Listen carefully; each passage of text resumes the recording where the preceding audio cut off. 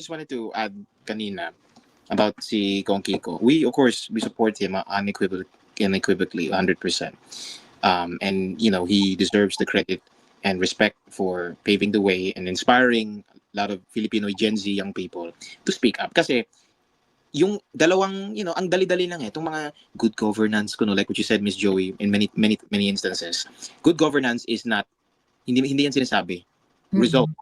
Results, like in the case of PRD, VP, what they did for Davao, itong mga good governance, ang dami, lalo na yung isang NGO dyan, ang dami nilang mayors, vice mayors, sumali dyan for good governance.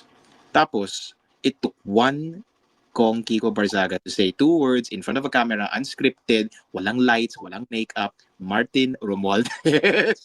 Tapos itong mga iba, like Mayor Magalong and si Kong Chanco and good governance mayors, dami-daming interview, dami-daming press con. I remember time si Mayor Magalong, he was already speaking out against that. So tinanong siya, what about Martin Romualdez?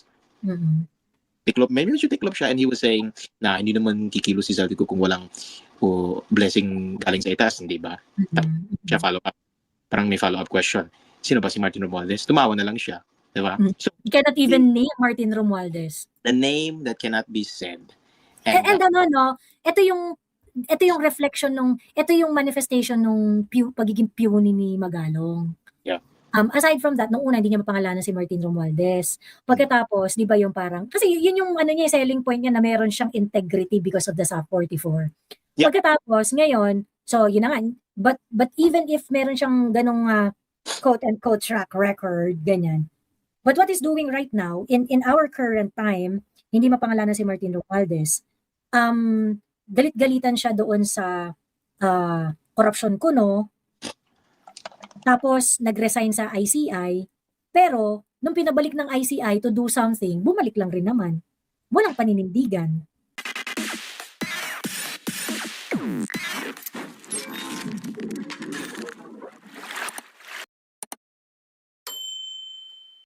Ayun. And yung, kung gusto talaga manalo ng isang politiko, mag-run for nag-ambition for higher position, mananahimik sila until they could find a way to paint the PRD or the Dutertes as the problem. For example, I'll give an example. Yung mga kakamping leaders dati, ang tatahimik, ni isang i-make about flood control, wala. Remember, it was DDS who started that, yung expose about flood control. It began when si BBM nagsabi ng 5,500 flood control projects nung SONA, and then the next day, bumaha, finact-check ng Mother Nature, kumbaga. And that time, itong mga kakamping leaders, anong focus nila at that time? Besides the 2025 budget, which was later on at yung mga blanco. Yung focus nila, impeachment. Di ba? So, around the same time, when VP Sara was already exposing Zaldico and Martin Romualdez, when it was not popular, kasi siya pa yung appropriations chair, she paid the price. She paid the price. People who want to run for higher election, people who want to run in a higher position, in national position, they are trying their best not to be in the spotlight nationally, actually, or in negative, to get negative press. It doesn't benefit them. No, Leonardo Leviste, he is doing the right thing.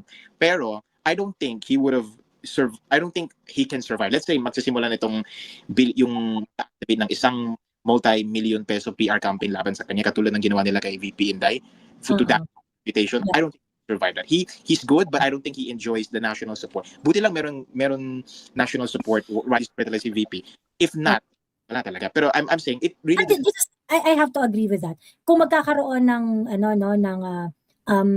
Inday Sara level of propaganda campaign laban kay Leandro Leviste, patay career niya.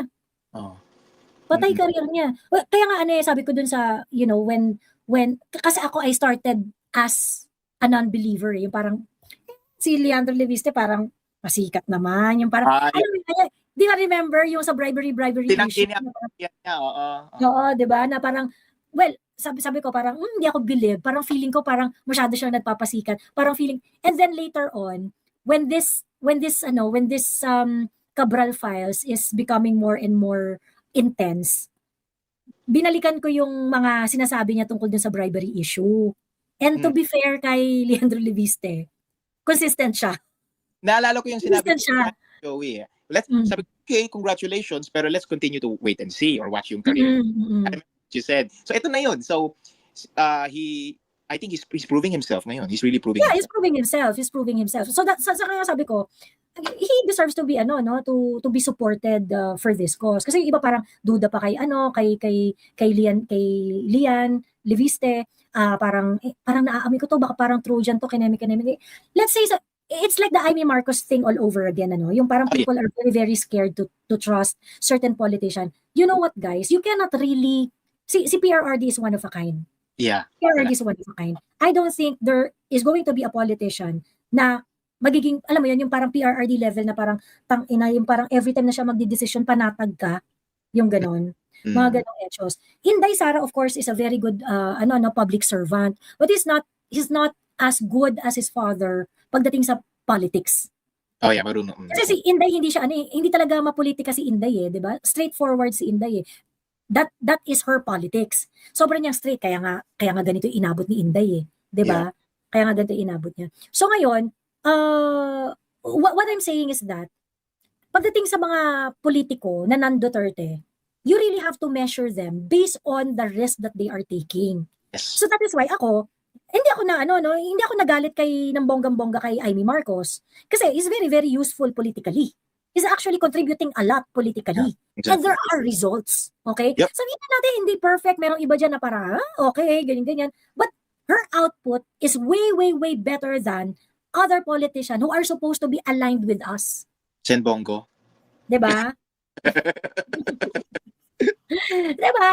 Yung ibang mga politiko na align sa atin because we consider them as loyal, and may ganyan. But there is really not as much output as Senator Amy. Yeah. Diba? Ngayon, etong si Lian Leviste, sabihin na natin parang, sige, nakakaduda, or baka nakokontrol ng nanay, ganyan. Whatever. Sabihin na natin, ambisyoso siya, gusto niya maging senador in the future. O edi, pabilibin mo kami. Diba? And now that he's doing this, now that he's approaching the corruption problem head on, that's what Leandro Leviste is doing. He is addressing the DPWH corruption head on. Kung magtagumpay siya dito, then probably he deserves to be in a higher position. Diba? If he is, let's say, 1/4 successful, he was able to create reforms in the DPWH budget process, then that's good. Panalo pa rin tayo dun. Diba? So, asabi, parang, we should change the way we think, no? Dun sa mga politician na parang, tama yung duda. Okay lang yung certain level of duda is healthy. But let us not dismissive.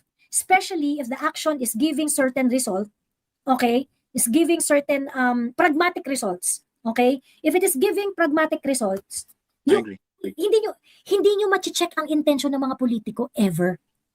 Walang science na makakapag-determine kung ano ang true intention ng mga politician.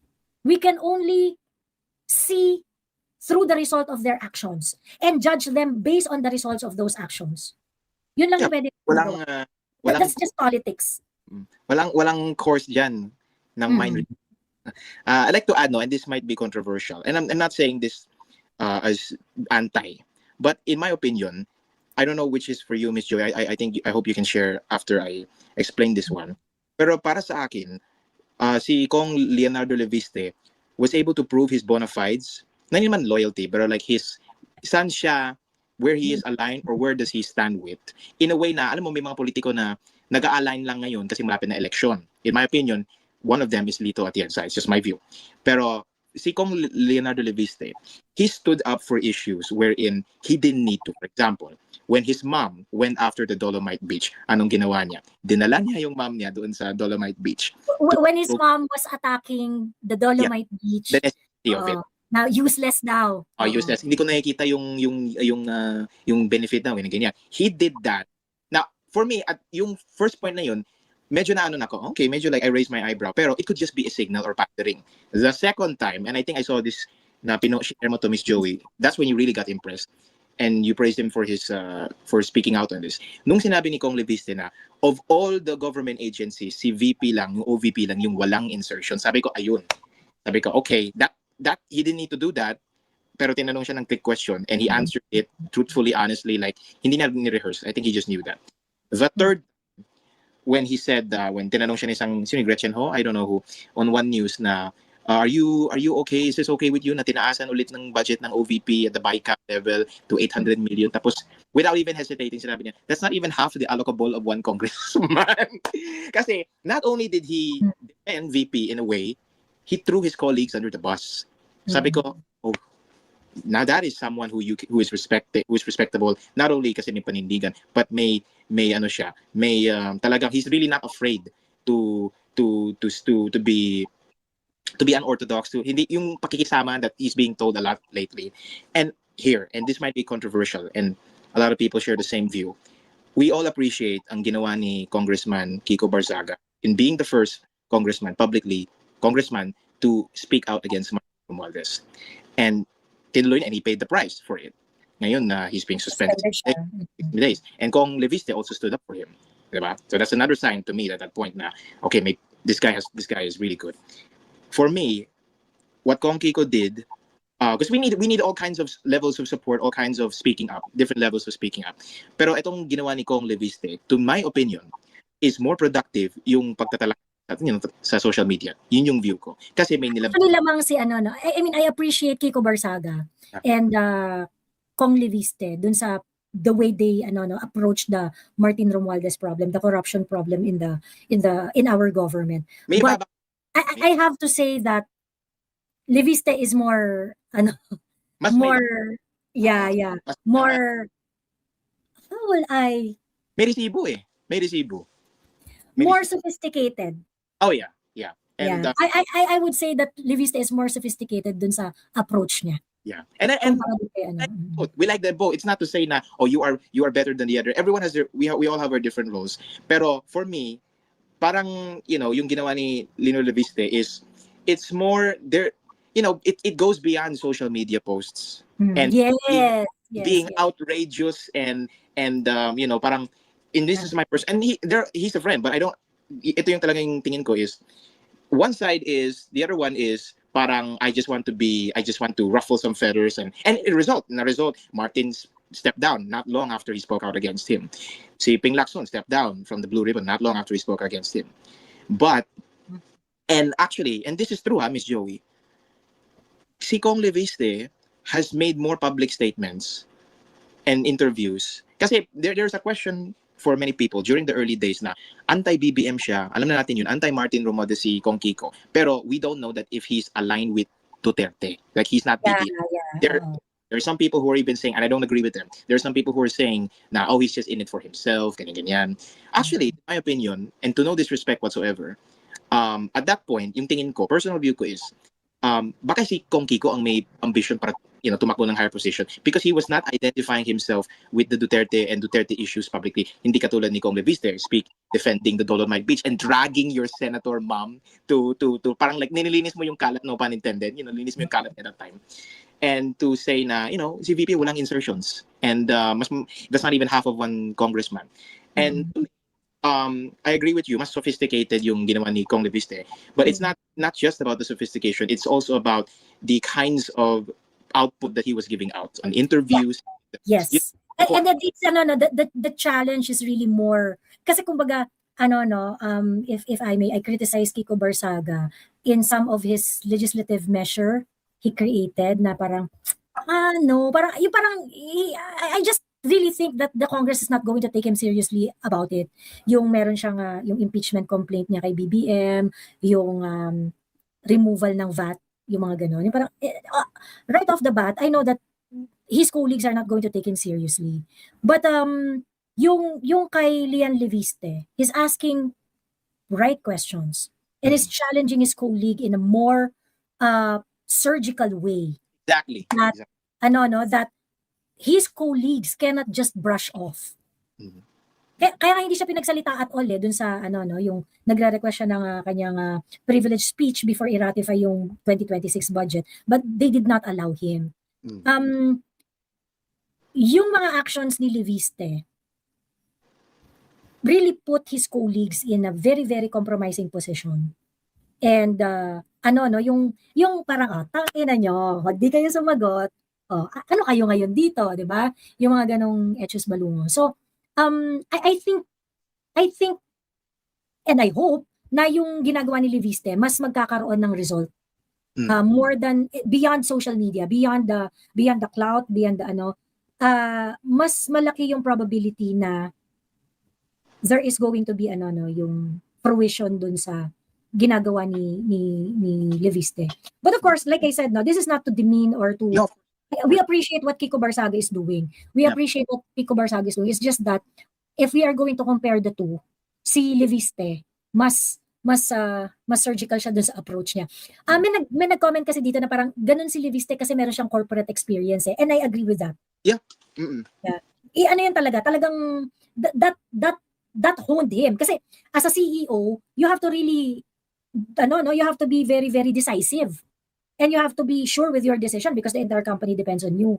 So it's like being a mayor, kaso nga lang, ikaw, ang constituency mo yung corporation. So, kumbaga parang, that's really a good experience on the part of Kiko Barsaga na meron siyang ganon. So, I see, si Leviste, na meron siyang ganon. So, I'm pretty sure that helps him. Kaya ganito siya ngayon.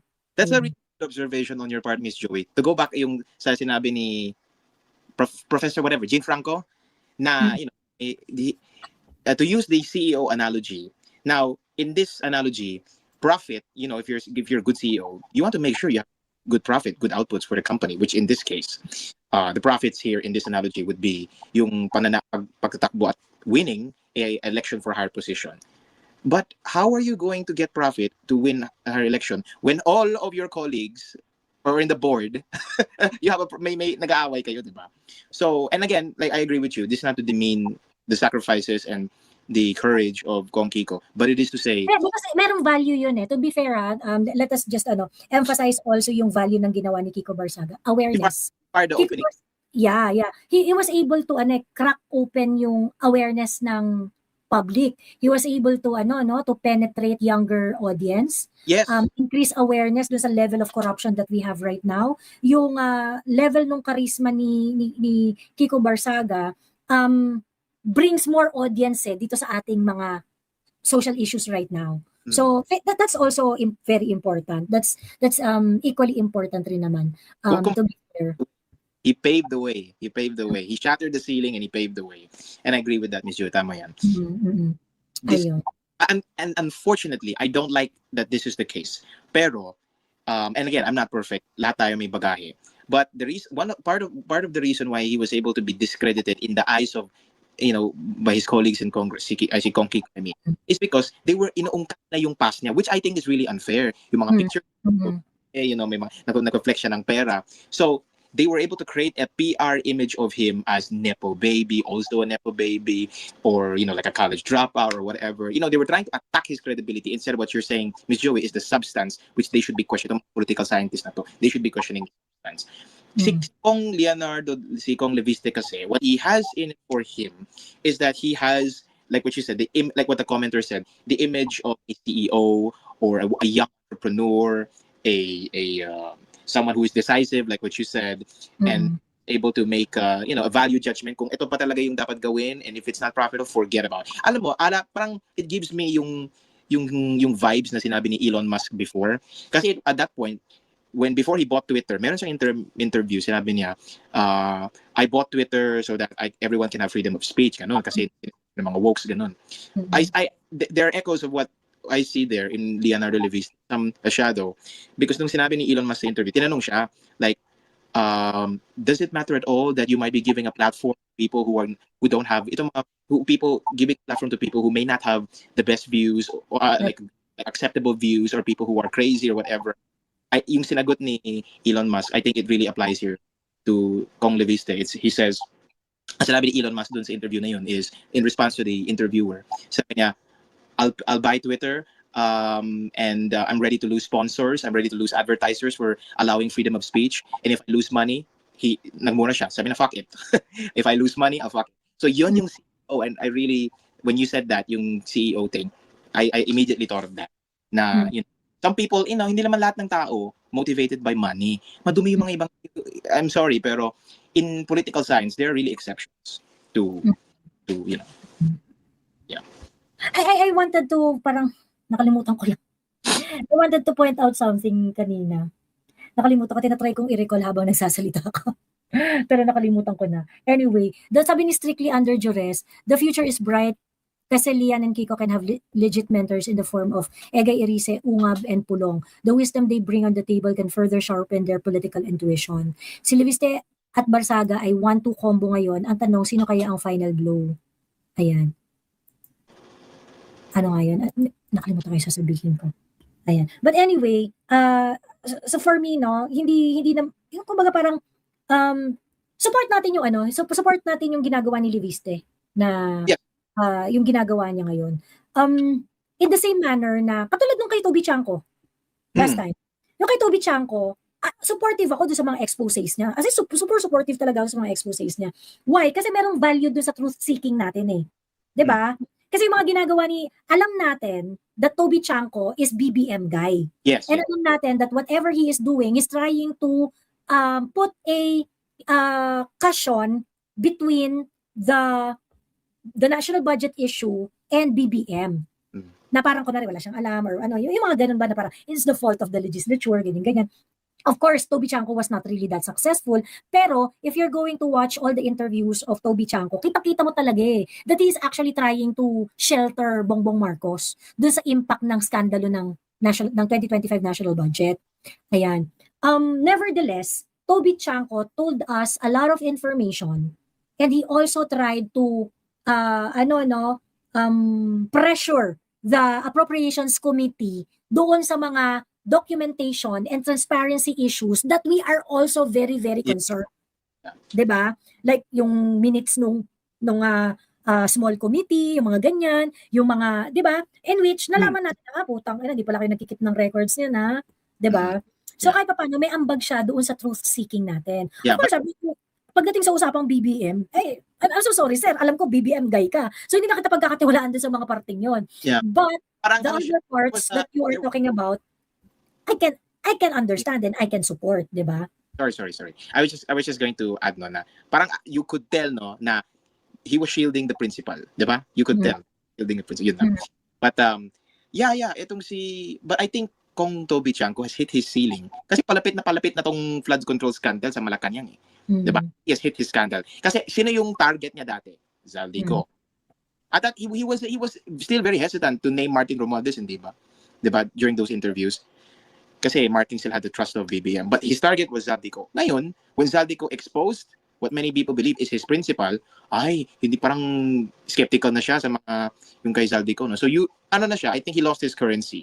Diba? Who? Toby? Si Toby, I think for me, right? Oo. Wala na, no. Oo. Yeah. Hanggang Zaldico lang siya eh. Zaldico lang siya. Pagkatapos, kinekmate na ni Zaldico si Toby. So, ngayon, di ba, where's Toby Chanko now? Di ba? Wala. Kasi from the very, very start, alam naman kasi natin yung mission niya. Ang mission niya is to shelter BBM. Yeah. Di ba? Who would have expected na si Zaldico magsasalita? May personal experience ko to si BBM. May isang beses, nagkalit talaga kay Martin Romualdez. See, that's what he said before sa isang like, okay, you're done. Tapos ka na. Correct. Next group. Yeah. Ayan. So yun nga no, in the same manner na, 'di ba, yung paano tayo binullshit ni Magalong na good governance, ganyan. Pinagkakatiwalaan ako ni PRRD before, ganyan, nakatrabaho ko siya. Ay, 'di ba yung mga ganun, 'di ba? Binatter up tayo ni Magalong. Binatter up tayo na I think the decision of PRRD is correct. Di syempre yung mga DDS, yung mga Duterte supporter parang very kay Magalong na, siya, parang may pagka-DDS siya or something like that, ganyan. What happened to Magalong later on? Sa tingin ko, what were the actions of Magalong later on? Yeah. 'Di ba? Tingin ko yan ang galawan ng gustong may yung merong higher political ambition. Yes. Yung you're gonna throw breadcrumbs pero wala ka naman output. Correct. Diba? So, not to brag, but this approach of mine in politics, on Amy Marcos, on Toby Chanko, on Magalong, and now on Leviste, are actually reaping benefits for us.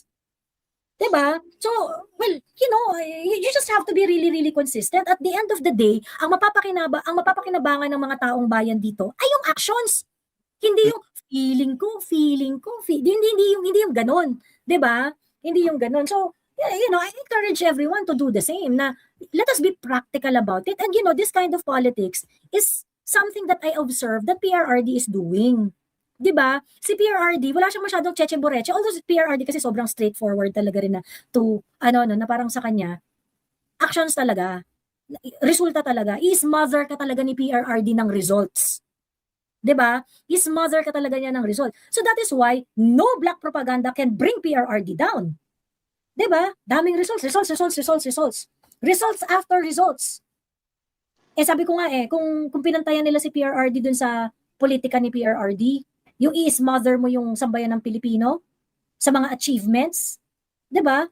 And then probably we're not going to yearn for a PRRD kind of leadership. Kasi you cannot be considered even second best kay PRRD kasi ang layo. Sobrang layo din yung magawa, 'di ba? Ayun. Ito naalala ko na. Thank you Manilyn's World. Thank you Manilyn's World. Naalala ko na yung point out ko, Daniel. You were talking about Kiko Barsaga being attacked and now Leon Leviste na dropouts daw sila. Okay? Na dropouts daw sila, hindi nakapagtapos ng college. Well, we are in 2025. In few days, 2026 na. And the value of diploma is becoming more and more irrelevant in today's age, sa totoo lang. Okay, sa totoo lang, let's just be real. Of course, syempre, there are things that you can get from school, very important, yung discipline and so many things that you can learn if you're going to finish your study. Walang problema yan. Ako, I have my bachelor's degree and postgraduate degrees.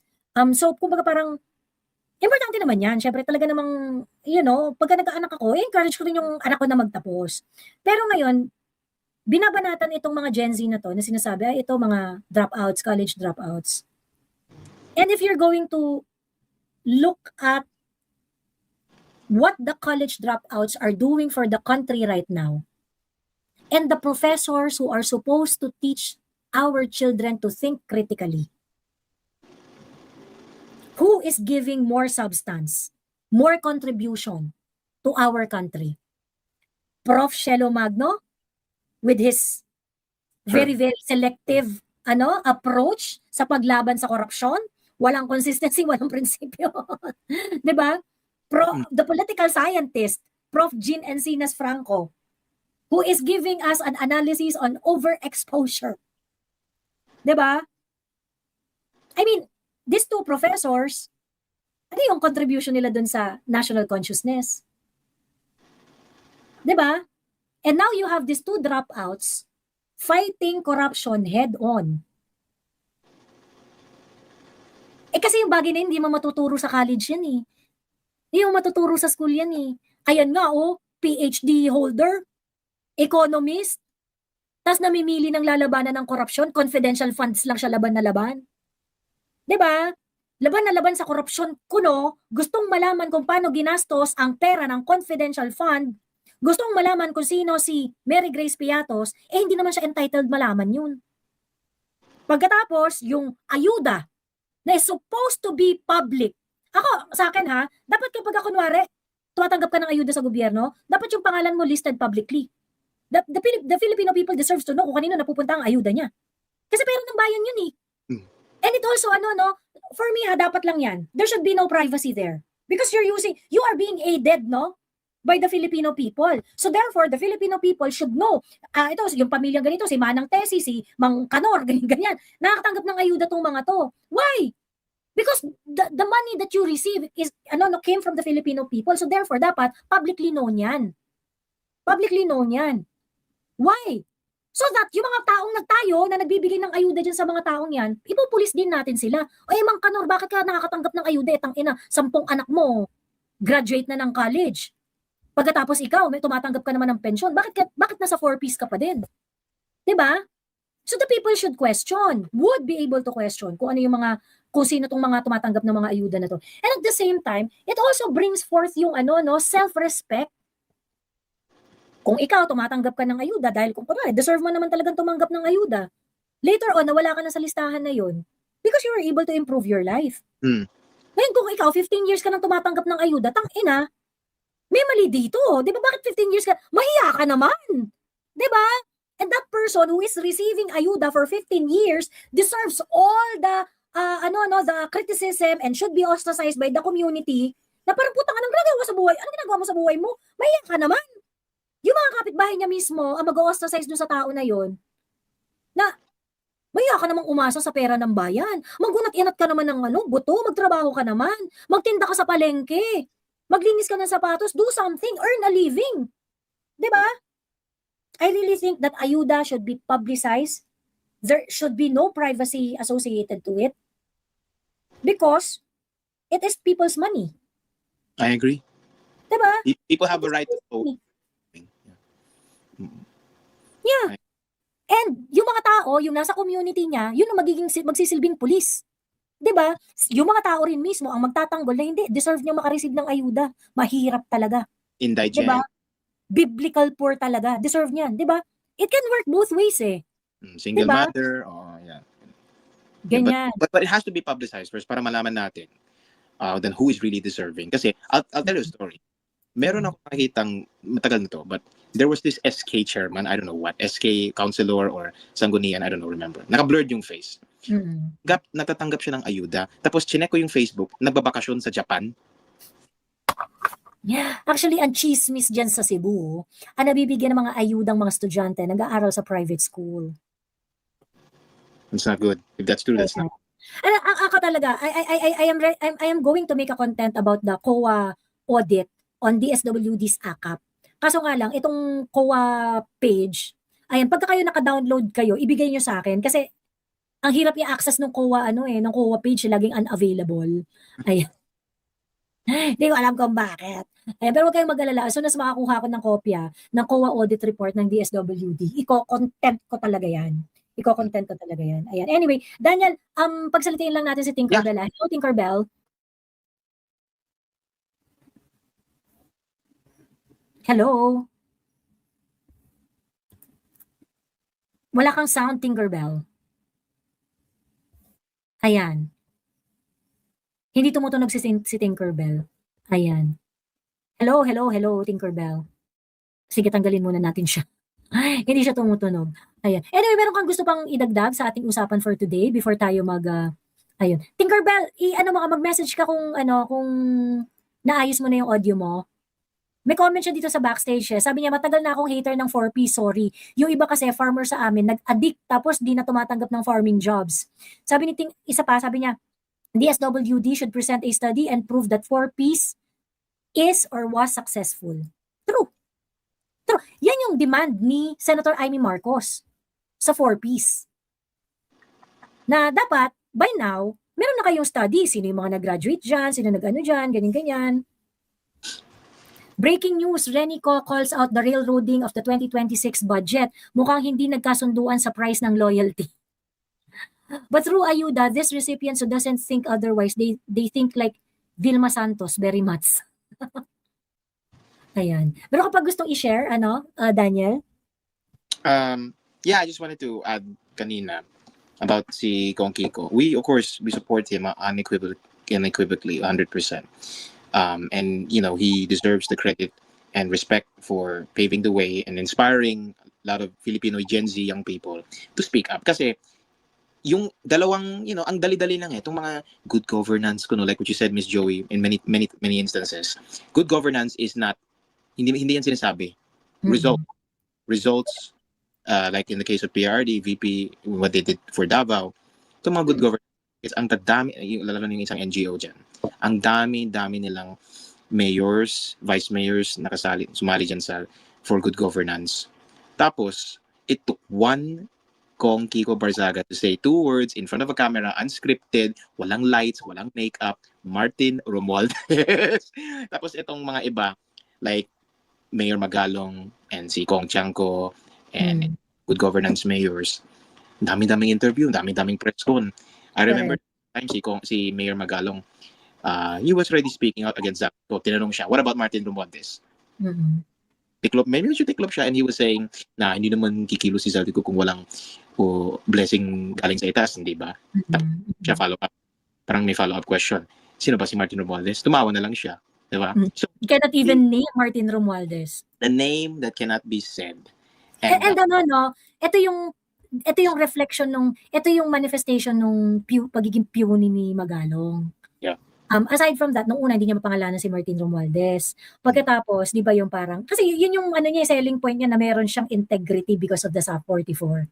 Yeah. Pagkatapos, ngayon, so yun na nga, but even if meron siyang ganong quote-unquote track record, ganyan. But what is doing right now, in our current time, hindi mapangalanan si Martin Romualdez, galit-galitan siya doon sa corruption kuno, tapos nag-resign sa ICI, pero nung pinabalik ng ICI to do something, bumalik lang rin naman.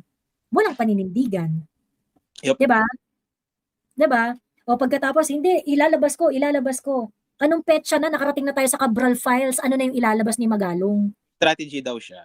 Sabi diba? ng supporters, may strategy daw siya. Oo. Strategy, it took Kiko to get in front of reporters, say the name, tapos na yan. Dami-daming funding para sa mga NGO.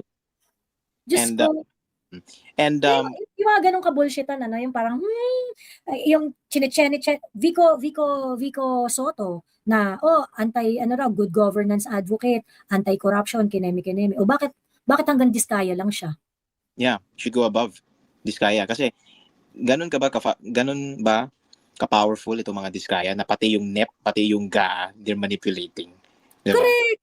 Diba? Huwag yung kami binubullshit. And you know, young kids should be very critical, ano? Kasi Daniel, nung nagpapapirma ako dito sa amin sa San Jose del Monte, Bulacan, merong mommy na nag-sign siya. Dala niya yung anak niya kakamping. Ganon. Tapos sabi niya parang, hindi ka nakausap ko siya, sabi ko gano'n. So, bakit ka kakamping? Kasi di ba po ba yung kakamping kapag ang gusto namin, good governance, ganyan, ganyan. Human rights. What about good governance? Hindi, para po ginagawa ni Vico, ganyan. So you think good governance yung ginagawa ni Vico? Opo, ganyan. Vico has a very, very low utilization rate of his budget. He has a very, very low absorption rate of his budget. What does that mean? That's management failure. Ibig sabihin, hindi mo na-utilize yung budget mo efficiently. Lagi ka may sobra. Hindi mo nagagamit yung pera ng gobyerno mo. And that hits to the very core of you as the manager of your city. Paano naging good governance yun? Good governance has a lot to do with, in this context, you know, it has a lot to do with PR, di ba?